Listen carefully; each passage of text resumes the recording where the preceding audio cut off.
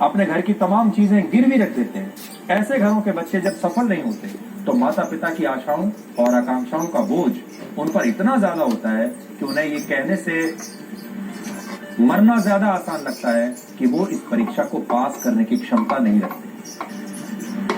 दूसरा, ऐसे छात्रों पर आसपास के समाज का भी एक बहुत बड़ा दबाव होता है। लोग क्या कहेंगे। भारत के छोटे शहरों और गांवों में आज भी जब कोई बच्चा डॉक्टर इंजीनियर बनने के लिए शहर में पढ़ाई करने जाता है तो समाज में इसे एक उपलब्धि के तौर पर देखा जाता है, और जब वही बच्चा डॉक्टर और इंजीनियर नहीं बन पाता तो समाज से ये बात कहने में डरता है और लोग क्या कहेंगे ये सोचकर आत्महत्या कर लेता है। तीसरा, ऐसे छात्रों पर पीयर प्रेशर बहुत होता है, यानी जब साथ का ही कोई छात्र उस परीक्षा में पास हो जाए और बच्चा पास ना हो तो इससे एक ऐसा दबाव बनता है जो बहुत सारे छात्रों को डिप्रेशन में ले जाता है। आज भी बहुत सारे छात्र ऐसे हैं जिन्होंने आत्महत्या नहीं की होगी लेकिन डिप्रेशन में, जिन्हें बात बात पर ये ताने सुनने पड़ते हैं कि तुम्हारे बाकी के जो क्लासमेट्स थे वो तो पास हो गए, तुम रह गए। चौथा, इस तरह के ज्यादातर छात्रों का जीवन एक परीक्षा तक ही सिमटा होता है, और जब वो इस परीक्षा में फेल हो जाते हैं तो उन्हें अपने भविष्य की चिंता सताने लगती है और लगता है कि उनकी जिंदगी अब समाप्त हो चुकी है। यानी बहुत सारे छात्र और परिवार ऐसे होते हैं जिन्होंने ऑप्शन बी रखा ही नहीं होता, कोई और विकल्प नहीं होता। वो सोचते हैं बस यही एक विकल्प है, डॉक्टर बनना है तो बस डॉक्टर ही बनना है। आज हमारे देश के बहुत सारे माता पिताओं को ये बात समझनी होगी कि जैसे हर बच्चा लेखक नहीं बन सकता, हर बच्चा शायर नहीं बन सकता, हर बच्चा पेंटर नहीं बन सकता, हर बच्चा खिलाड़ी नहीं बन सकता, हर बच्चा गायक या गीतकार नहीं बन सकता, ठीक वैसे ही हर बच्चा डॉक्टर नहीं बन सकता, हर बच्चा इंजीनियर नहीं बन सकता, हर बच्चा सीए नहीं बन सकता,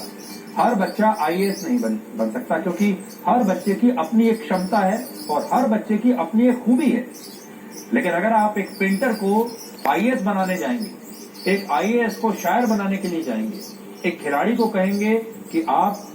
आईएएस बन जाइए तो क्या होगा। अगर आप सोचिए, सचिन तेंदुलकर के जो माता पिता हैं वो सचिन से ये कहते हैं कि खेलो मत और सीए बन जाओ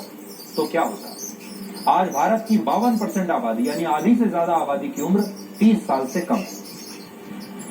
भारत के पास 30 साल से कम उम्र के 73 करोड़ लोग हैं,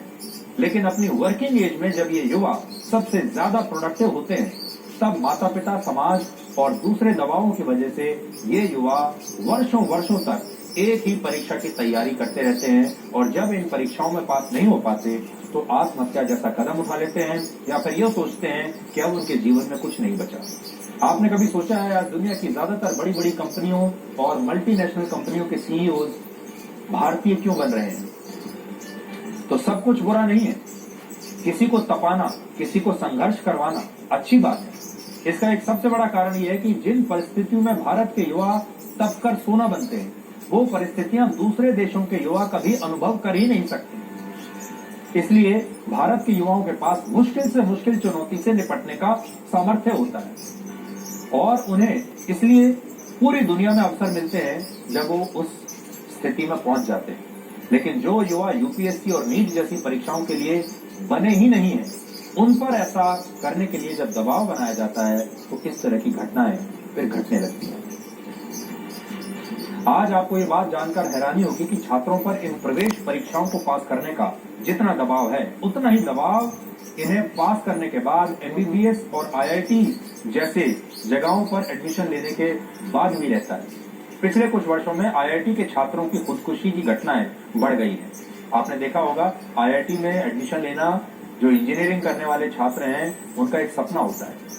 और आईआईटी में भी बहुत सारे बच्चों ने आत्महत्या करनी शुरू कर दी थी, जिसके बाद अब आईआईटी दिल्ली ने अपनी परीक्षा प्रणाली में बदलाव किए और मिड सेमेस्टर एग्जाम के एक सेट को आईआईटी दिल्ली ने ड्रॉप करने का फैसला किया है ताकि वो